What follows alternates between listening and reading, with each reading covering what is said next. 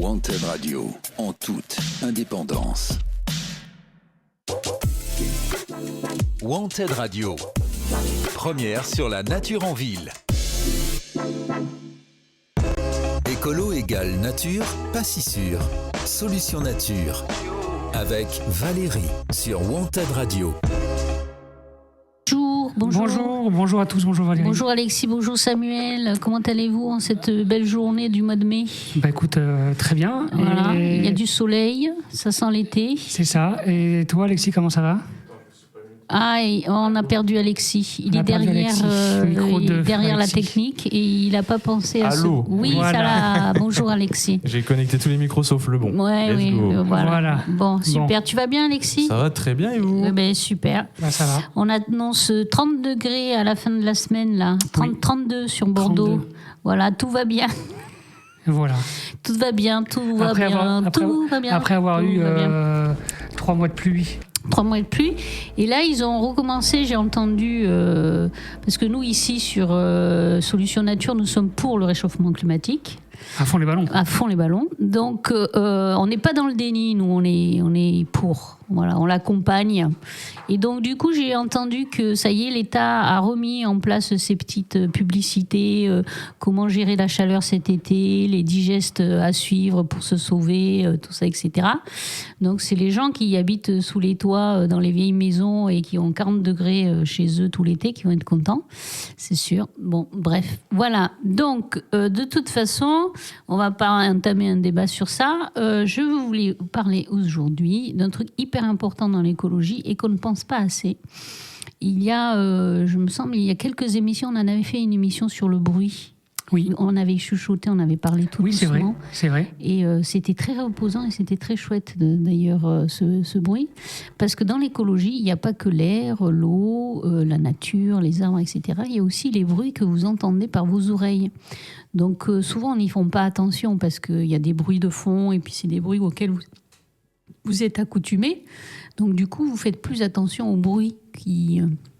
Mais votre cerveau, lui, il les capte toujours et il traite l'information. C'est pour ça que peut-être des fois, vous rentrez chez vous très très fatigué en disant mais j'ai pas fait grand-chose de ma journée, hein, n'est-ce pas Samuel ? Mais je suis très fatigué quand même parce que vous avez eu des bruits tout autour de vous qui ont fatigué votre cerveau.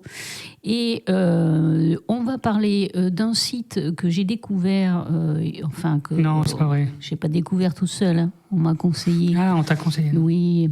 Un site de bruit. Un site de bruit qui s'appelle citiesandmemory.com. Et en fait, le projet de ce site, en fait, c'est d'enregistrer tous les bruits possibles et inimaginables de la planète pour en faire une banque de mémoire. D'accord. Voilà. Et est-ce que c'est comment ils recrutent ces sons-là ? Enfin, on va. Alors comment ils recrutent je vais pas te couper dans ton truc, Non, mais je t'en prie. C'est une émission participative. Je suis ravie que tu participes. Comment ils recrutent ? Je pense que... Alors, c'est écrit en anglais, donc mon anglais n'est pas très... mais je pense en fait qu'ils font appel aux citoyens qui déposent des bruits, en fait. D'accord. Tu peux enregistrer ton bruit. Enfin, je me méfie avec toi. Oui. Tu vois, de suite, j'ai une image... donc, tu enregistres les bruits que tu as envie d'enregistrer. C'est une sorte de vent. Oui, voilà. Ça y est.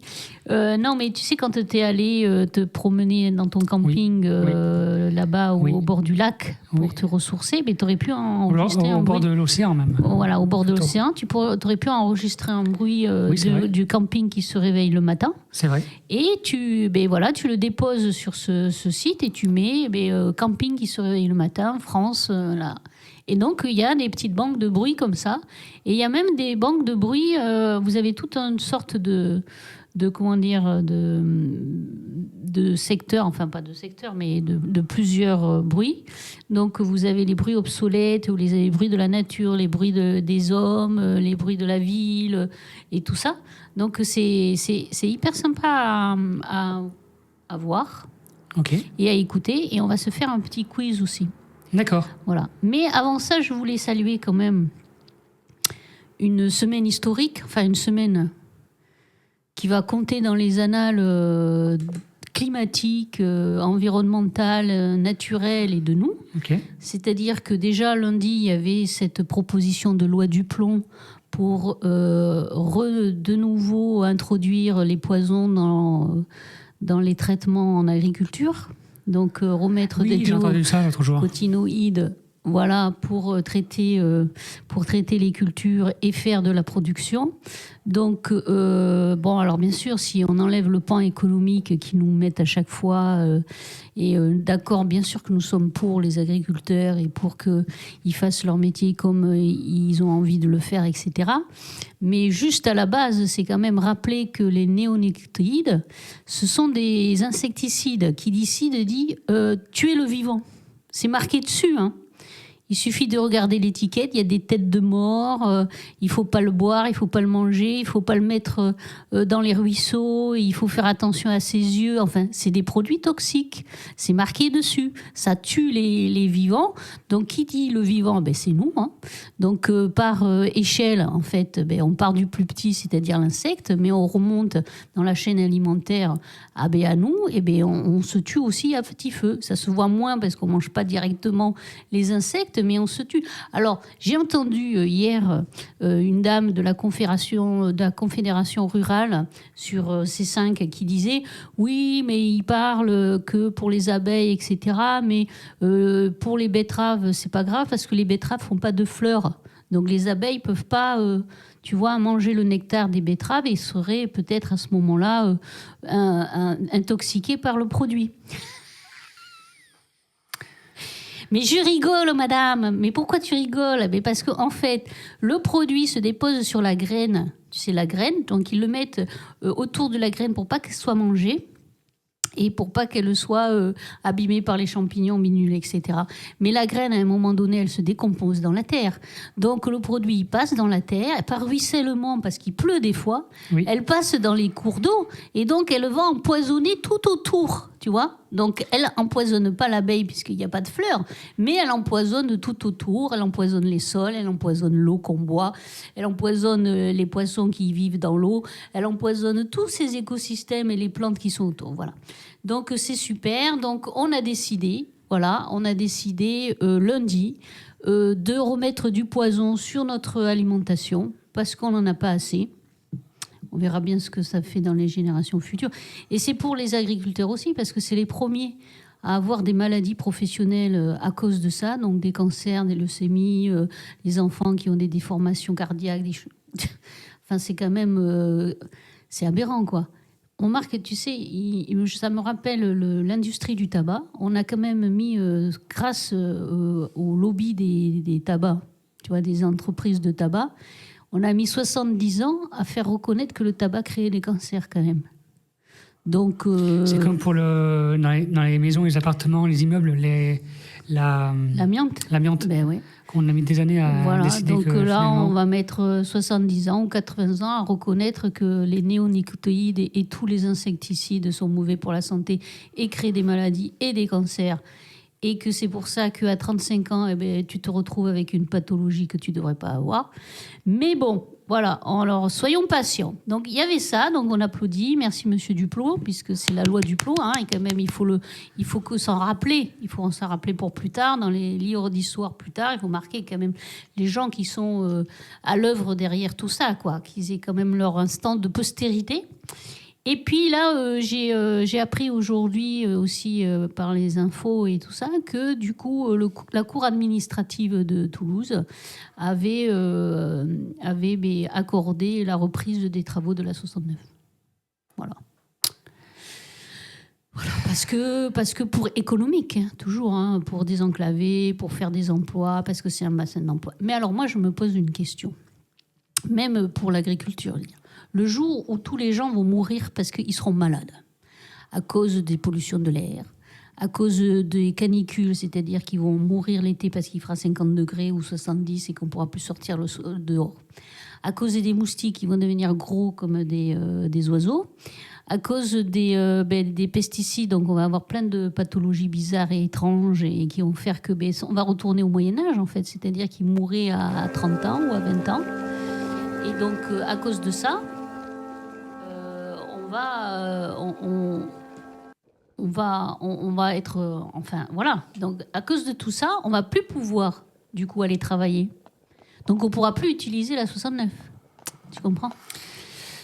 qu'est-ce qu'ils vont faire ces gens quand il n'y aura plus personne et pour rouler pour la 69 et pour remplir les postes du bassin d'emploi puisqu'ils seront tous malades, dépressifs et que, enfin, infertiles, tout ça, etc. Et qu'il n'y aura plus de relève non plus parce que du coup, il faut savoir aussi que tous ces produits chimiques, ça crée de l'infertilité chez vous, messieurs. La baisse de la fertilité, c'est un problème aussi qui est quand même important et voilà, et urgent à savoir. Et puis, voilà. Donc, du coup, comment on va faire ? Mais ils ne se posent pas la question, peut-être. Je ne sais pas. Quand ils auront plus de main-d'œuvre. Il y aura peut-être les robots. Peut-être pour ça. L'intelligence artificielle. Oui, voilà. C'est ça. J'ai oublié. Enfin bon, je caricature, je grossis le trait... à dessein, parce que vraiment, à ce niveau-là de bêtises, maintenant, je veux dire, il n'y a que ça à faire, quoi. C'est des gens qui ne connaissent rien et des gens qui seront pas là demain, en plus. Des gens, moi, j'ai 2 filles et je me pose... je sais pas. Bref. Donc, voilà. Donc, c'était pour saluer encore. Merci à tous pour la reprise de l'A69. Applaudissons. Merci à vous pour ce désastre environnemental entendu, assumé. Et voilà. Et j'espère qu'un jour, écoutez, vous assumerez vos responsabilités jusqu'au bout. Voilà, jusqu'au bout. On va retourner au son. Donc, je ne sais pas s'il y a les sons d'une autoroute. Je ne sais pas. Mais alors, pour pouvoir, rendre hommage à ces 2 décisions absolument extrêmement débiles, dangereuses, risquées et criminelles, je vous fais écouter un petit son. Alors, ça vient de Colombie. Vous allez me dire, mais non. Mais si. Écoutez bien, c'est très parlant et ça illustre très bien mon propos. Meilleur, nous l'allons montrer tout à l'heure. Un agneau se désaltérait dans le courant d'une onde pure. Un loup survit. Alors je remets au début parce qu'il faut entendre le début. D'accord. Alors je l'ai plus. Attendez. On est en direct. Hein. J'utilise le truc. Alors, il y a un jeune qui cherchait aventure et que la faim en ces lieux attirait. Qui te rend si hardi de trop? Je vais remettre au début. Excusez-moi. Là, le voilà. Le loup et l'agneau de Jean de La Fontaine. La raison du plus fort est toujours la meilleure. Nous l'allons montrer tout à l'heure. Un agneau se désaltérait dans le courant d'une onde pure. Un loup survient à jeun qui cherchait aventure et que la faim en ces lieux attirait. Qui te rend si hardi de troubler mon breuvage, dit cet animal plein de rage. Tu seras châtié de ta témérité. Sire, répond l'agneau, que votre majesté ne se mette pas en colère, mais plutôt qu'elle considère que je me vais désaltérant dans le courant, plus de 20 pas au-dessous d'elle, et que par conséquent, en aucune façon, je ne puis troubler sa boisson. Tu la troubles, reprit cette bête cruelle, et je sais que de moi tu m'es dit l'an passé. Comment l'aurais-je fait si je n'étais pas né ? Reprit l'agneau, je t'aide encore ma mère.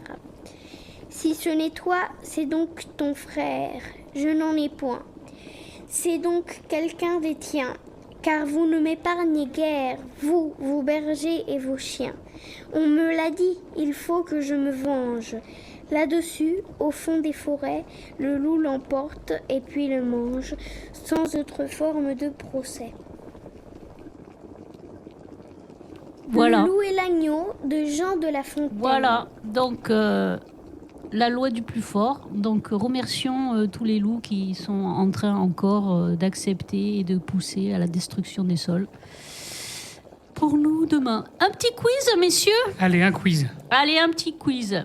Qu'est-ce que c'est ça ?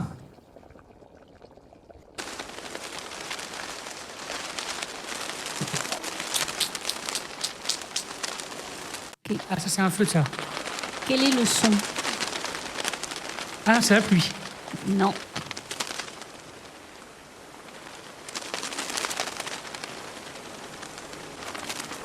Un oiseau.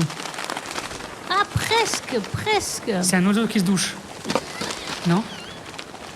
C'est dans l'eau, là, quand il... Ah oui, c'est vrai, ça aurait pu. Mais non, en fait, ce sont les milliards d'ailes de papillons monarques. Vous savez, les monarques, ces papillons qui font qui parcourent des milliers de kilomètres pour se reproduire à un seul endroit. Ok, non, je savais pas que ça se faisait ça. Et bien voilà, et donc c'est ça, c'est leur battement d'ailes, parce qu'ils sont des millions et des millions, c'est impressionnant à voir. Un autre? Allez, un autre, je vous en donne un autre. S'il veut bien s'arrêter, il veut plus s'arrêter.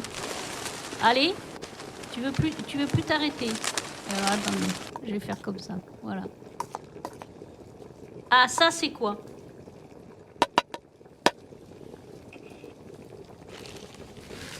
un indice. T'as pas un indice? Ça se mange. Un poisson. Non. Des pâtes. Non, c'est un monsieur qui fait de la cuisine dans le désert du Sahara. Ah, eh ben. Voilà. Ah ouais, hein, tu vois. Hein. Après, je peux vous mettre aussi, par exemple... Oui, on a vraiment beaucoup de sons. Ah ben oui, des sons qui sont... C'est vraiment une banque de sons, quoi. Une banque de sons. Une banque de sons et une... Voilà. Comment, en Slovénie, on prépare la soupe?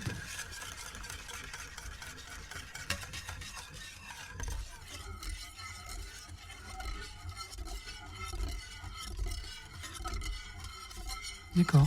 Voilà. C'est la préparation de la soupe. T'as vu, ça peut donner un début de rythme de musique. Oui, mais ça peut donner plein d'idées. Alors, Chinatown aux États-Unis.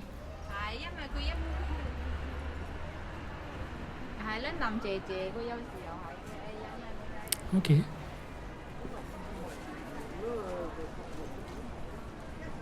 Un café à Prague. Pour moi, tu m'aurais dit c'est les rues de Paris, ça aurait été pareil.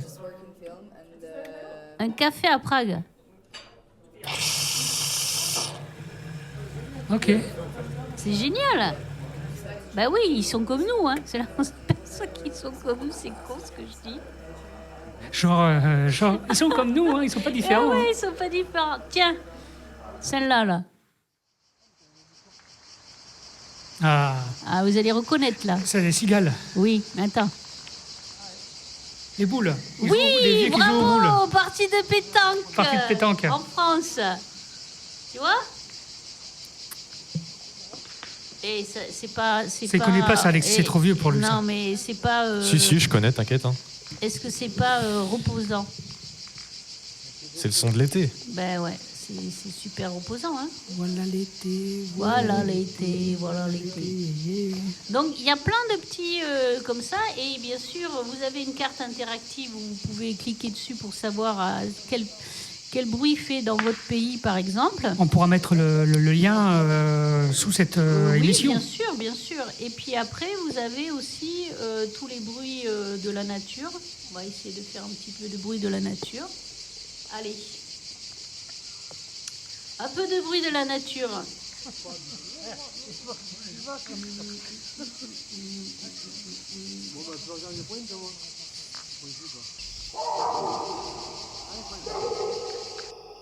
Oula.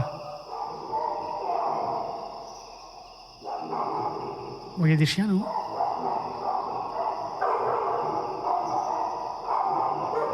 C'est dans un hall d'immeuble, non? Ouais, tout à fait. Non, c'est vrai? Ouais. Putain. Je dis ça au pif, moi.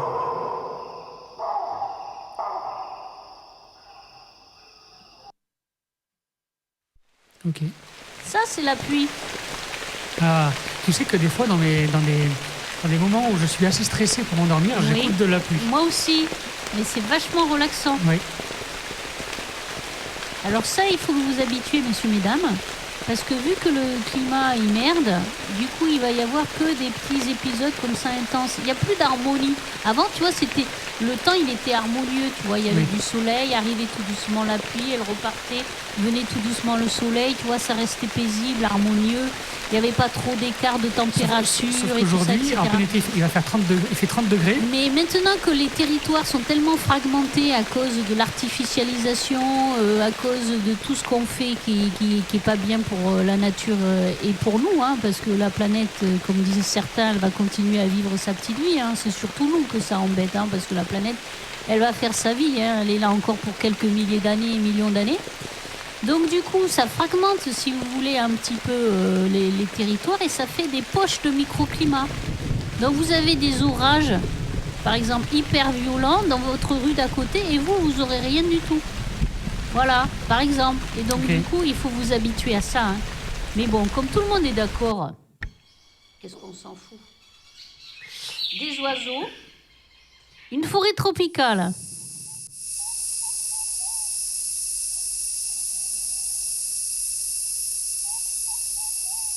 Alors pourquoi je parle de son en écologie? Parce que il faut faire attention aussi aux sons qui vous entourent et essayer aussi d'avoir les sons parasites, les sons embêtants. Il faudrait essayer aussi de les bannir. Il y a un monsieur qui est reporter, enfin qui capte des sons dans le monde entier. Et j'avais entendu un de ses interviews, il disait que maintenant, dans le monde entier, il n'y avait pas un seul endroit sur Terre où il n'y avait pas du bruit de la société humaine. Putain. Même au fin fond des forêts polaires, du Canada, du machin, etc., tu as les bruits des avions, tu as les trucs machin. Donc tu n'as pas un endroit silencieux sur Terre. C'est quand même ouf, il faut se poser la question. Enfin, silencieux dans le sens où il n'y a pas un bruit d'humain, quoi. D'humain, oui. D'infrastructure humaine. Donc ça aussi, c'est de la pollution, le bruit. Parce que du coup, ça quand même attaque un petit peu votre cerveau et ça le fatigue. D'ailleurs, on en parle de plus en plus quand même de la pollution sonore et visuelle. Mais bien sûr. Alors, je vais raconter une anecdote. C'est arrivé il y a 2 mois de ça. Il y a ma fille à 1h du matin qui habite pas très loin de chez moi, qui m'appelle et me dit « Maman, j'entends un bruit ». Alors bien sûr, moi... mère courage, je sors en pyjama, je chausse mes bottes et tout ça et j'arrive en courant auprès de chez elle et je frappe et je dis mais c'est quoi ce bruit, quel bruit, tout ça, j'avais fait le tour, j'avais rien vu, bon bref, je dis mais où c'est qu'il y a un bruit, et là elle me dit mais chut, écoute, ouais, j'habite à Pessac, hein. Et là on entend, je lui dis mais ça ma pauvre bichette c'est la rocade. Avant, on ne l'entendait pas parce qu'on avait des bois. Il y avait des bois parce que les forêts, les bois et la végétation coupent le bruit, l'absorbent. Donc l'atténue et même l'enlève. Donc ça fait des barrières anti-son extrêmement puissantes, agréables et très efficaces. Il dit maintenant, il n'y a plus de bois le long de la rocade. Donc du coup, tu vas l'entendre. Donc toutes les nuits, suivant où les vents portent, on entend sans discontinuer. Et votre cerveau, même si vous vous y habituez et vous y faites pas attention, il a ce bruit de fond en permanence de